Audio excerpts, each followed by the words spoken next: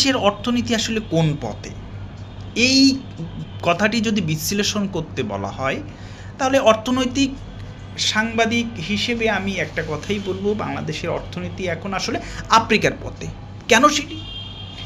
কারণ সকল ধরনের অর্থনৈতিক ইন্ডিকেটর এবং কার্যক্রম সব কিছু আসলে আফ্রিকার দেশগুলো 54টা দেশ যে পথে হাঁটছে সেই পথে হাঁটছে। আফ্রিকার দেশগুলো থেকে প্রত্যেক বছর প্রায় 90 বিলিয়ন অর্থ পাচার হয় 54টা দেশ মিলিয়ে। বাংলাদেশেও প্রপোর্শনালিটি অনুযায়ী সে একইভাবে বিপুল অঙ্কের অর্থ পাচার হচ্ছে, ব্যাংক ব্যবস্থা থেকে ধ্বংস হয়ে যাচ্ছে।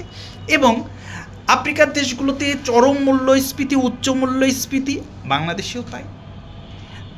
বাংলাদেশে যেমন হচ্ছে মূল কাজগুলো হচ্ছে বিদেশি অপারেটররা করছে, আফ্রিকাতেও তাই।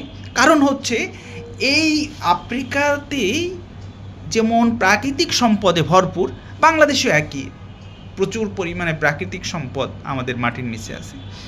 এইবার আপনি আসেন যে রাজনৈতিক অস্থিতিশীলতা।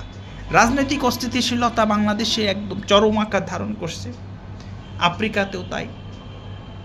প্রকল্পে এবং প্রত্যেকটা ক্ষেত্রে, ট্যাক্স বলেন, গভর্নমেন্টের অন্যান্য দপ্তর বলেন, প্রত্যেকটা ক্ষেত্রে ঘুষ দুর্নীতি রন্ধ্রে রন্ধ্রে ঢুকে গেছে, আফ্রিকাতেও তাই।